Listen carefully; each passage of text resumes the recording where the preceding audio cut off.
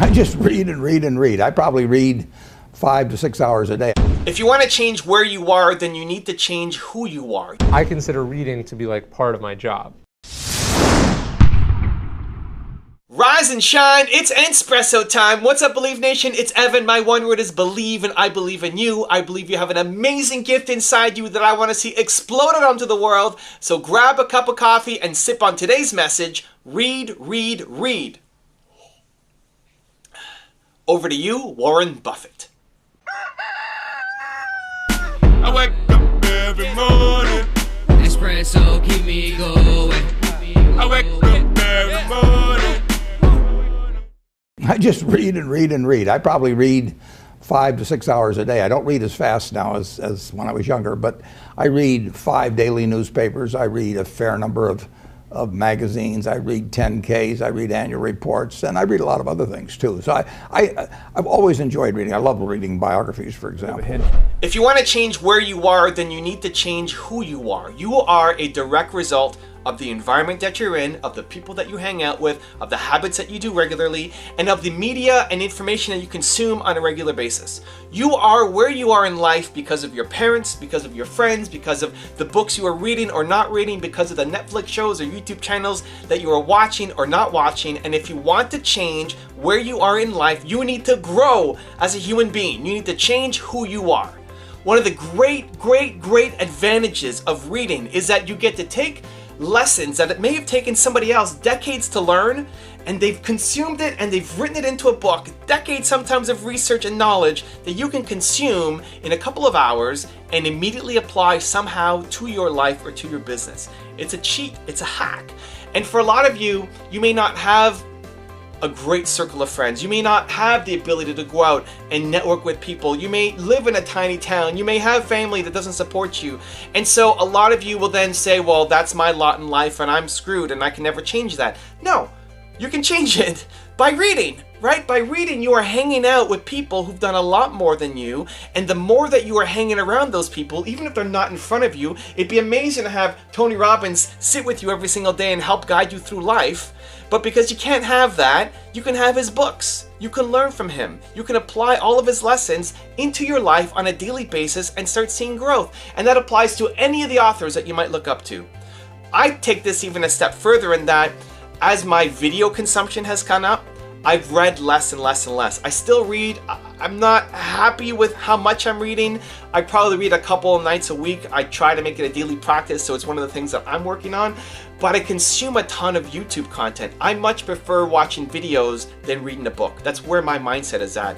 It's why I make videos for you guys. It's why I do the Top 10 series and the Mentor Me series especially. Because I, selfishly, I want to hang around people who've done so much more than me, and the more that I'm hanging around those people, the more their mindsets, their way of thinking, their attitudes, their belief seeps into me to allow me to go off and do bigger things. Elon Musk and Tony Robbins and Mel Robbins and E.T. and all of the people, Warren Buffett, that I profile, I feel like are my friends. Like, these are my acquaintances. These are guys and ladies that are in my ear constantly pushing me to do more, to strive for greater things, because the people in my life don't.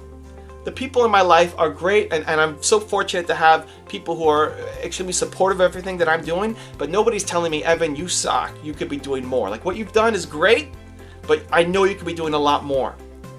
And the amount of growth that I have seen in the past couple years, I attribute exactly to the video content that I have consumed and made for you guys. And I guarantee you, whether it's watching YouTube videos like mine, whether it's reading a book a day, whether it's consuming just content that inspires you on a regular basis, if you were doing that, if you made it a daily habit, a daily practice to consume content, whether that's from a book or video or friends or conferences or meetups, whatever the thing is that gets you feeling like you could do more, you could be greater, you could accomplish bigger things, right? If you did that on a daily basis, whatever the thing that made you feel bold on a daily basis, I guarantee you that your life will be unrecognizable from where you are 1 year from today.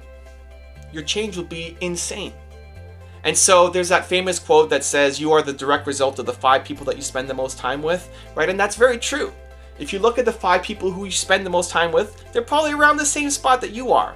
And so the hack, the cheat, the shortcut to get to a better place is through aspirational mentors. It's through books, it's through videos. And so I would encourage you strongly to really do an audit of how you are spending your time, what kind of content and information you are consuming on a regular basis, and is that contributing to you untapping the inner potential that you have to go off and do amazing things? And if not, then let's change it. Now I've got some very special bonus clips for you, but before that, commitment of the day. You just watched this video, hopefully it resonated with you. Don't watch another video and not take action.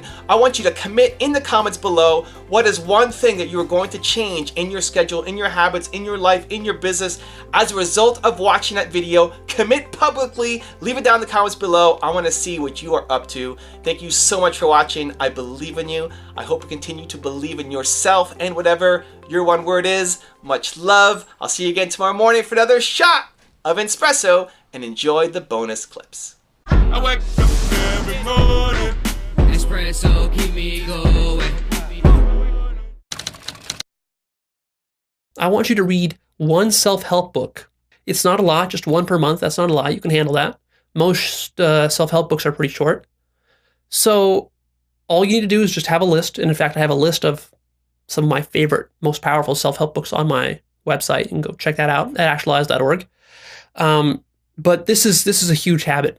Here's why. Because self-help books have basically distilled all the principles of success and happiness that human beings have discovered in the last 2,000 years. And especially in the last 100 years, there's been so much research done on how to be successful in business, how to be successful in relationships, how to be successful with your happiness levels, how to meditate properly, the scientific benefits of meditation, and so on and so forth. And self-help books are not just abstract, very pedantic type of books that you might read in college. These are very practical.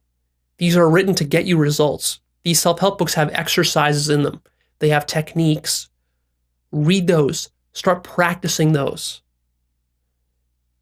If you just read one book per month for the next, let's say, 8 years, that would be close to 100 books.